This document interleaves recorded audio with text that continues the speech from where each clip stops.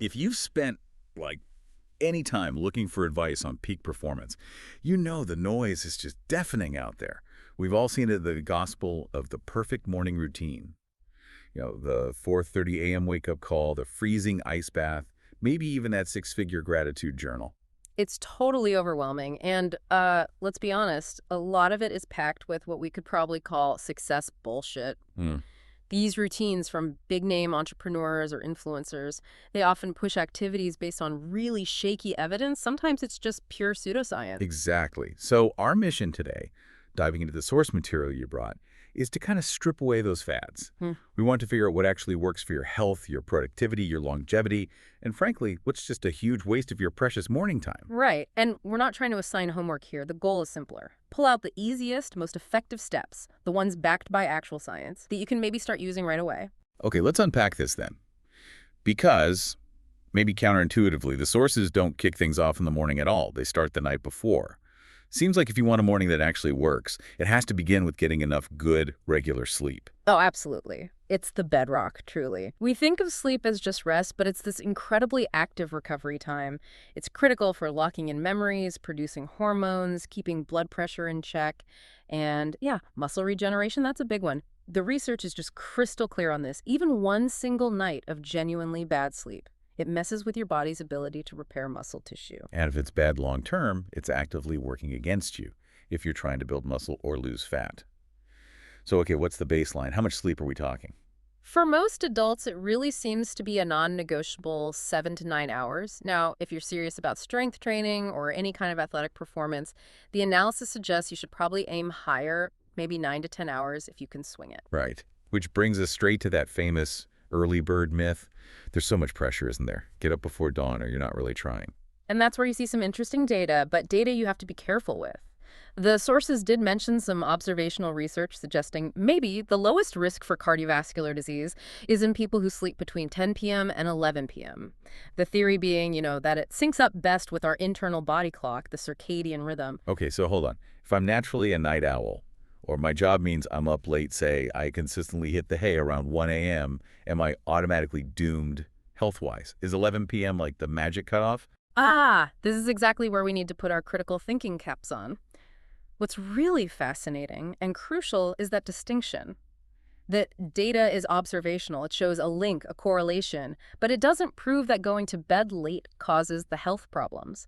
The analysis strongly points to the idea that late sleepers often have higher health risks, maybe, because that group also tends to include people who, live less structured lives overall. They might smoke more, drink more, maybe just generally pay less attention to their health habits. Okay. So it's not necessarily the late hour itself, but potentially the lifestyle factors that sometimes go along with it. Precisely. So the absolute key takeaway from all the source material on sleep timing, it's regularity.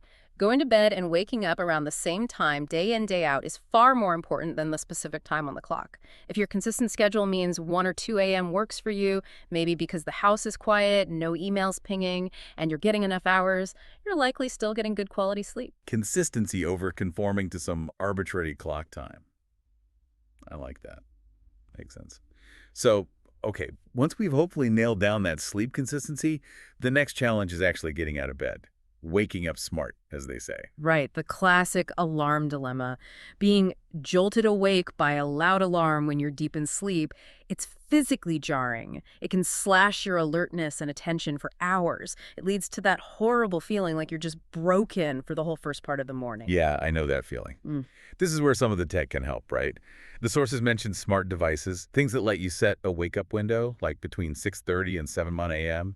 The device, I think a WOAP was mentioned as an example, kind of monitors your sleep phases and tries to wake you when you're in a lighter stage. That's fantastic tech if you have access to it, definitely. But, if you don't have a fancy gadget, there's a really simple old-school trick that's often just as effective. Put your alarm clock across the room. Yeah, the classic.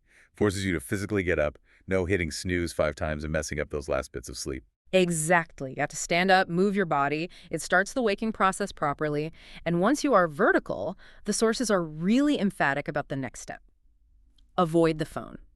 The strong recommendation is wait at least 20, maybe 30 minutes before you start scrolling. Okay, I get the theory there. Avoid that instant dopamine hit of distraction. But wow, 30 minutes feels like a long time if you need to check urgent work things or to see what time it is. Is there any wiggle room, or is it a pretty hard rule for brain health according to the analysis? It's presented as a pretty strong recommendation, yeah. Because starting the day scrolling essentially trains your brain to want quick, easy rewards instead of sustained focus. You're kind of setting yourself up for distraction right from the get-go.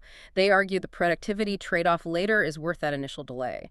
Instead of the phone, what you really need is light. Ah, yes, my favorite part. This is such a simple but powerful one. Get some daylight, at least 5 minutes, basically right after you wake up. And the cool thing is the dual benefit, right? It does two things. Exactly. First, it boosts your concentration and wakefulness. Like right now, you feel more alert pretty much immediately. But the perhaps more profound long-term effect is how it sets your internal clock.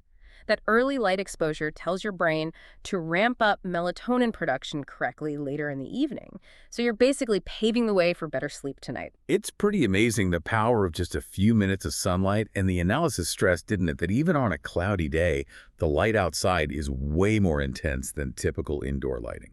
Massively more intense. So yeah, get outside if you can. If you wake up before sunrise, then a good light simulating lamp is the next best thing. Just get that light signal to your eyes. One warning though, don't stare directly at the sun. Right, common sense there. Okay, so that sets us up nicely for the next bit, what we put in our bodies first thing. Hydration and, of course, caffeine. Yeah, you actually lose a surprising amount of fluid overnight, somewhere between 200 and 500 milliliters just from breathing and maybe some light sweating. And even that small amount matters, doesn't it? Like just 1 or 2% dehydration can noticeably reduce your cognitive performance, your alertness. So rehydrating first thing is really crucial. It absolutely is. And the Yeah. best way to do it, simple, just water. Adding lemon juice is fine. If you like the taste, maybe get a little vitamin C boost. But adding salt, the sources suggest that's generally unnecessary unless you're sweating profusely, maybe an athlete in a hot climate or have diagnosed low blood pressure. For most of us, just plain water is perfect. Got it. H2O first. Now, Yeah. the big one. The great caffeine debate. We hear this advice a lot, often linked to people like Andrew Huberman, about delaying your first coffee for 90 to 120 minutes after waking. The idea is it helps manage your natural cortisol rhythm and stops you from having that dreaded afternoon crash. Sounds scientific. It does sound very scientific, doesn't it? But interestingly, the research reviewed actually seems to debunk that specific link. The idea that delaying coffee prevents the afternoon crash. Apparently, the evidence doesn't really support it. You can likely drink your coffee pretty much right after waking up without worrying you're messing up your cortisol or setting yourself up for a slump later. Your body's pretty good at managing that initial cortisol peak on its own. Okay, that's a fantastic myth buster for many people, myself included, who really rely on that immediate cup. But the timing of caffeine later in the day is still really important, isn't it? Oh, absolutely critical. The main problem isn't the first cup, it's the later ones. Caffeine has a half-life of roughly 6 hours. So if you have, say, a strong espresso with 100 milligrams of caffeine at 3 p.m., you've still got about 50 milligrams buzzing around your system at 9 p.m. And that amount is definitely enough to interfere with your sleep quality, even if you feel like you fall asleep okay. So yeah, coffee is really best kept to the earlier mid-morning. Right, front load the caffeine too. Okay, so we've covered sleep, waking, light, hydration, caffeine. Let's shift activity now. Section 4, fitness and temperature. Separating the facts from the fads. First, maybe quickly on mental focus stuff, like meditation or affirmations. Yeah, the analysis suggested that even brief activities of few minutes of meditation, saying some affirmations, maybe some structured breathing exercises can actually give you a measurable boost in mood and even general health status. Newer research seems to back this up. It's a quick win for just feeling better psychologically. Good to know. What about actual exercise timing? Do you have to smash out a hardcore workout at 6 a.m. for it to count? Thankfully, no. The consensus from the sources seems pretty flexible on this. There wasn't strong evidence saying morning workouts are dramatically better than training later in the day. It really boils down to your personal preference and your body clock, your chronotype. Some people genuinely feel better and perform better working out in the evening. Clears their head, maybe. Yeah, I can definitely relate. Sometimes doing really intense strength training first thing leaves me feeling kind of, I don't know, broken isn't the right word, but definitely fatigued for hours. Makes deep focus work harder afterwards. Exactly. So it depends on what you're prioritizing. If peak mental focus is the main goal for your morning, maybe shifting that heavy lifting session to the evening makes more sense for you. Okay, that makes sense. Now, let's tackle the really big, very visible trend. Cold showers and ice baths. Feels like every other influencer is plunging into freezing water for 4 minutes. Is this just, like, performance hard? Or is there real substance there for things like recovery or fat burning? Okay, so there is some substance, but it comes with this huge, really crucial trade-off that often gets glossed over. Yes, short-term cold exposure does seem to help with immediate recovery, reducing soreness and inflammation. But, and this is the surprising part, long-term or regular cold exposure, especially close to your training sessions, seems to actively inhibit muscle growth and strength gains. Whoa, wait, so if building muscle is my main goal, jumping in an ice bath right after lifting could actually be counterproductive. That's exactly what the data suggests, yeah. And those claims about it melting fat away, apparently no measurable effect there either.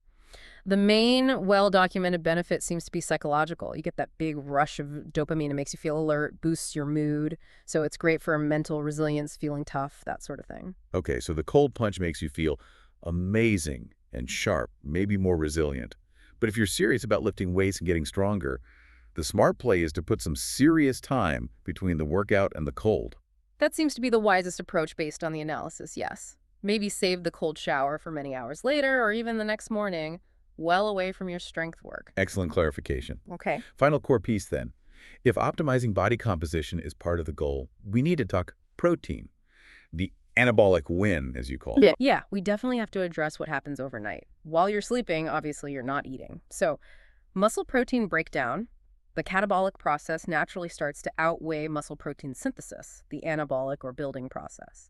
For muscle growth or even just maintenance, you need synthesis to be winning that battle over the course of the day. Right. So the simplest way to stop that breakdown and kickstart the building process again is a high-protein breakfast pretty soon after waking up. Exactly. The analysis mentioned a specific study, which was quite interesting. It showed that people doing resistance training, even if they ate the exact same total amount of protein per day, built more muscle mass and got stronger if they spread that protein out more evenly. Specifically, if they had a significant chunk of it at breakfast compared to people who backloaded most of their protein in the evening. So it's not just the total amount per day, but the distribution matters for optimizing muscle building. Front-loading protein helps. What kind of amounts are we talking for breakfast? The recommendation seems to be aiming for at least 20 grams, but ideally 30 grams or even a bit more, of high-quality protein soon after waking. So, think protein powder in your oatmeal or porridge, or maybe scrambled eggs with some turkey or black beans. Okay, but this brings us right to that popular strategy, intermittent fasting, or IF.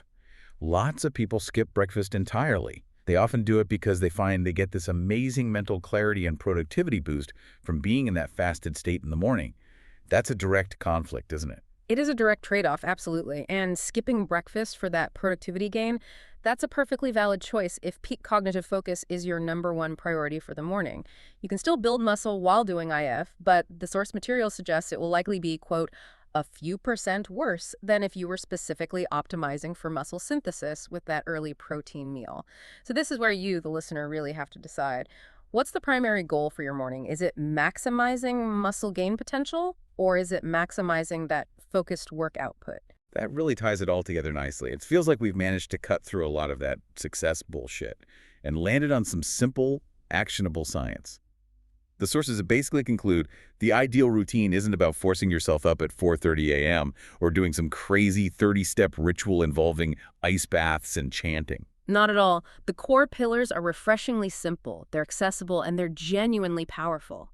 Sleep enough and sleep regularly. Hydrate as soon as you're up. Get that early light exposure. And maybe don't sweat the super tiny details too much. Focus on getting those basics consistent. Yeah, maybe just try incorporating one or two of these things, perhaps focusing on that sleep regularity or adding that protein at breakfast if muscle your goal, and just see how it feels. See if you notice that difference in energy and focus. And always keep in mind that final trade-off we just discussed, the one between the anabolic protein boost and the potential cognitive focus from fasting. So really, what does it all boil down to? That difference between truly maximizing your muscle gain versus maximizing your morning work productivity might just hinge on that one choice. Do you eat those 20 to 30 grams of protein soon after waking or not? Which priority is really guiding your morning routine?